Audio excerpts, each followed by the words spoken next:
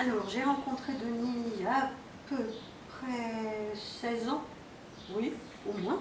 Oui. Mais à l'époque, j'étais très occupée parce que je travaillais énormément dans un groupe français important. Moi, je suis juriste de formation, donc j'ai fait des études d'histoire également. Et j'ai travaillé pour des patrons qui étaient très amateurs d'art, donc je les aidais à acheter leurs œuvres, et voilà.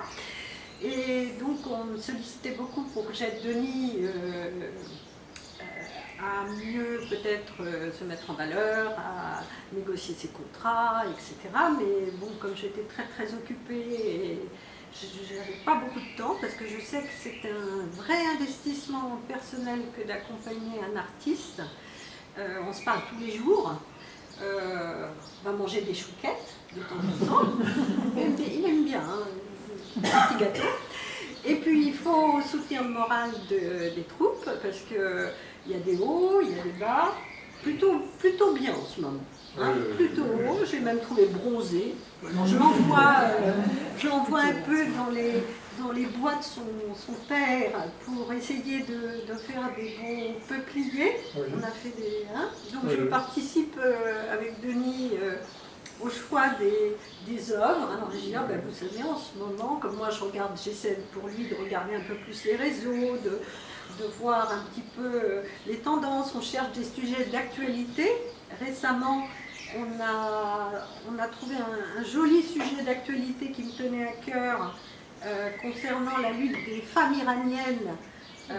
Et donc Denis a créé un tableau qui s'appelle La Personne, qui est exposé à Lyon en ce moment, qui a pas mal de succès auprès surtout de la jeune clientèle de la galerie, puisque c'est l'histoire de cette jeune femme qui s'est promenée en sous-vêtements devant l'université à Téhéran. Et donc j'ai dit à Denis, vraiment il faudrait faire un tableau sur cette femme, vous qui aimez bien peindre des femmes, et donc là c'est un sujet totalement d'actualité.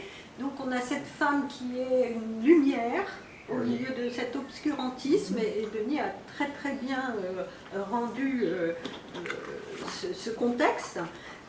Et d'ailleurs, on ne l'a pas exposée à Moret parce qu'elle était retenue pour l'exposition de Lyon, mais je pense qu'elle figure dans le catalogue, je crois, il me semble.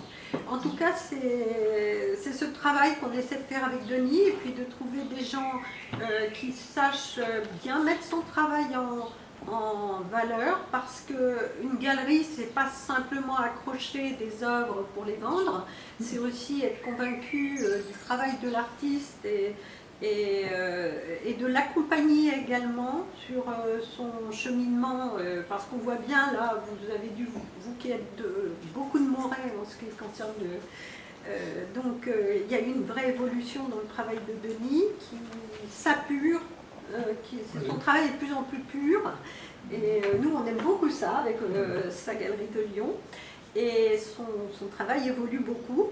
Et donc les galeries aussi, elles apprécient de suivre l'artiste dans son évolution, et les collectionneurs bien évidemment. Et donc moi j'ai été un peu sollicitée par des amis de Denis qui sont collectionneurs. Oui, il y en a beaucoup d'ailleurs. Oui, alors c'est plutôt, il y a un gros collectionneur qui est d'origine normande, et puis un collectionneur qui était mon patron, donc, mais qui est un ami depuis plus de 20 ans, et qui m'a dit oui, occupe-toi de Denis. Alors comme je suis jeune retraitée, enfin pas si jeune que ça, mais retraitée, donc voilà, depuis début décembre, hein, début décembre, on travaille tous les deux. Et je lui dis tous les jours, Rome, c'est pas fait en un jour, donc c'est beaucoup de travail. Voilà. Vous vous rappelez le nom de la galerie de Lyon? Alors, c'est Madame Françoise Besson. Alors, Madame Françoise Besson qui a exposé Denis déjà il y a 2 ans, et il y a beaucoup de Lyonnais qui commencent leur collection de Denis Prieur et qui apprécient beaucoup le travail de Denis. Denis a été exposé donc dans cette galerie, mais aussi il a participé à la Biennale de Lyon, donc ce qui est très intéressant. Alors donc on va réessayer effectivement que Denis soit réexposé dans le cadre de la Biennale de Lyon, qui est une biennale d'art importante à l'heure actuelle. Très importante. J'ai mes collègues de l'endroit où je travaillais avant qui vont régulièrement en équipe pour dénicher des talents, pour voir les expositions de peintres plus connus également. Donc Lyon, c'est vraiment une place tournante importante maintenant entre l'Italie, la Suisse, la France, enfin Paris, et pour l'art, c'est très dynamique. Et donc on est très content d'être exposé à Lyon. On va essayer de traverser l'Atlantique pour aller essayer d'être exposé un petit peu à New York, on aimerait bien. Donc c'est aussi pour ça que je suis là, parce que j'ai côtoyé des galeries américaines dans un autre contexte. Mais là, il faut qu'on ait des outils, donc on est en train de préparer nos supports. Donc c'est un travail de fond important. Voilà. Il faut se dépêcher d'acheter des tableaux de Denis avant qu'on parte pour les États-Unis, parce que sinon après, ça deviendra inabordable. Disons que les Américains ont une culture différente de la nôtre. Bien sûr. Et ils sont très à l'affût de nouveaux peintres, de nouveaux artistes. Et mon collègue, qui est un homme intelligent, comme on faisait des visios, je vous raconte cette anecdote qui est drôle, en visio, on avait des avocats, il a des tableaux de Denis dans son bureau, donc il y a des avocats américains qui voyaient les tableaux de Denis en visio, qui demandaient qui était ce peintre, que c'était très intéressant. Donc on va essayer de profiter de ces contacts que nous avons pour faire connaître Denis. Alors aussi en Suisse allemande, ça c'est une très bonne idée de Madame Lismond, c'est-à-dire que l'Allemagne. C'est aussi parce que je trouve que le style, on va rentrer après dans le détail de la peinture même, mais je trouve que le style de Denis, globalement, pour moi, est un style expressionniste. Et qui a été très popularisé effectivement en Allemagne, pas qui est né au début, disons dans les années 20 surtout, mais au début du 19e siècle. Et parce que bon, c'était aussi de la part des artistes, vous savez, les artistes plasticiens sentent toujours l'évolution des choses sur le plan politique, enfin global d'une manière générale. C'est pour ça que ça m'a toujours intéressé de les côtoyer, parce qu'ils ont toujours des perceptions de ce qui est en train de se passer et de ce que peut porter justement ils ont un langage à eux, évidemment, pictural évidemment, mais donc, et l'expressionnisme allemand, pour moi, c'est la perception de tout ce qui était en train de mijoter en Allemagne, surtout après la guerre de 14, où enfin, ils avaient perdu, où ça a été une défaite. Enfin, vous connaissez l'histoire du nazisme, évidemment.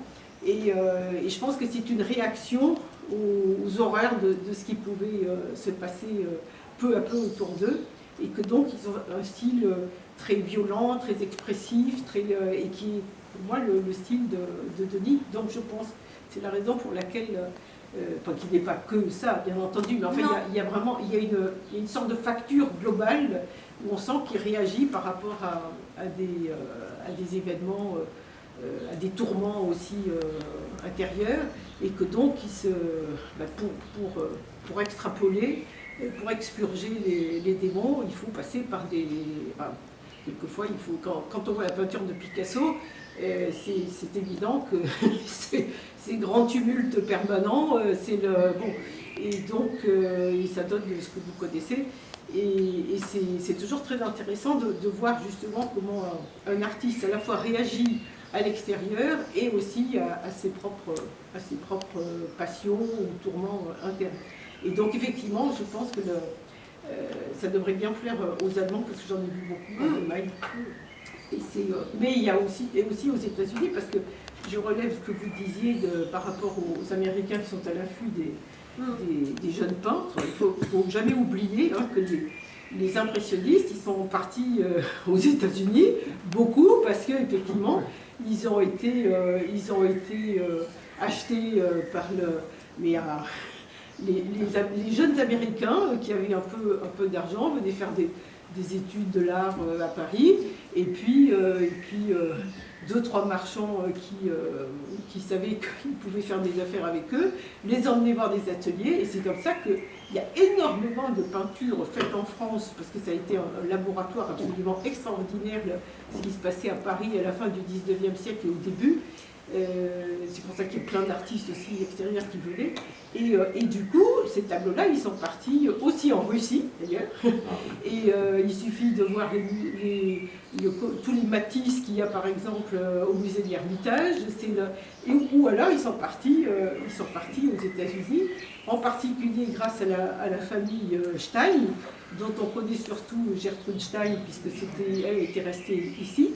Mais il y a eu toute la famille Stein, notamment le fameux Léo Stein, qui a acheté un tableau de Matisse dont personne ne voulait exposer en 1905, la fameuse femme au chapeau, avec des couleurs absolument stridentes, etc., et que j'ai vu pour la première fois à San Francisco, dans le grand musée d'art moderne de San Francisco, parce que c'est lui qui l'avait acheté et qui l'a apporté là-bas, en 1906 ou 7, juste parce qu'il y a eu le grand tremblement de terre et que bon, comme la famille avait plusieurs propriétés, il est allé voir un petit peu ce qui se passait, il était à Paris déjà depuis quelques temps, il a acheté ce tableau, c'est très intéressant parce que ça me violente ce tableau absolument, mais je sens qu'il y a quelque chose, et ce tableau a eu, c'est ce qui a fondé ce qu'on a appelé le fauvisme après, c'est le début ça a lancé complètement Matisse, aussi sur la côte ouest. Et en fait, Matisse a été plus acheté par les Américains à la suite de ce premier achat que par les Français eux-mêmes. Enfin bon, c'est des histoires absolument extraordinaires. Moi, ça m'a toujours fasciné, j'ai beaucoup travaillé là-dessus. Et de voir comment souvent, bon, on dit nul n'est prophète dans son pays, hein, je pense que c'est à cause de ça, mais souvent les artistes sont ignorés, les jeunes artistes qui essaient des nouvelles voies, de nouveaux styles, ils sont méconnus par leurs contemporains, qui se disent qu'est-ce que c'est que ça. Donc le fauvisme, le critique qui avait lancé l'histoire du fauvisme, c'était, il avait dit en voyant le fameux tableau au salon à Paris, c'est Donatello chez les fauves. Et c'est de là qu'est venu le nom du fauvisme. Bon, donc c'est assez passionnant. Et Matisse, finalement, il est plus, à la limite, pendant très longtemps, il a été plus connu aux États-Unis, aussi en Russie, parce que c'était des marchands, pareil, qui ont même fait venir Matisse pour décorer complètement des palais. Et les peintres, les jeunes peintres de l'époque, découvraient l'œuvre de Matisse, en particulier, en visitant les palais décorés par lui ou les expositions que faisaient les marchands. Les voyages de la peinture, des œuvres d'art, c'est absolument passionnant. Donc bon, ça forme les sensibilités, etc. Mais donc ça ne m'étonne pas, si vous allez aux États-Unis, vous pourrez sans doute trouver de jeunes collectionneurs qui s'intéresseront beaucoup à l'œuvre de Denis. Surtout qu'il y a une jolie histoire à raconter, bien en plus sûr. avec Moret sur Loing, donc les Américains sont friands de ce genre d'histoire, avec l'histoire de Sisley, etc. Donc, oui, c'est une ville de peintre, hein. Voilà. Effectivement, il y a Sisley, il y en a d'autres encore, non? Oui, Pissarro. Picabia aussi? Oui. Ah, mais ils sont tous passés par là. Et Rosa Bonheur à côté. Oui, bien sûr. Qui a été très connue en Amérique. Ah oui, aussi, bien sûr. Très célèbre en Amérique. Première femme à recevoir la Légion d'honneur, des mains de l'impératrice. Non, mais c'était. Mais d'ailleurs, le maire de Moret, dans l'introduction, il met ça en exergue. Il dit que ici, c'est une ville de peintres. Bon. Et la région aussi, quoi. Donc vous avez bien votre place dans cette ville pour votre exposition. Il y a des jolies histoires à raconter autour des tableaux de Denis, justement, autour de Moret, bien sûr. Donc on va s'atteler à ce travail. Donc la peinture même de Denis, telle que vous avez vu dans l'exposition,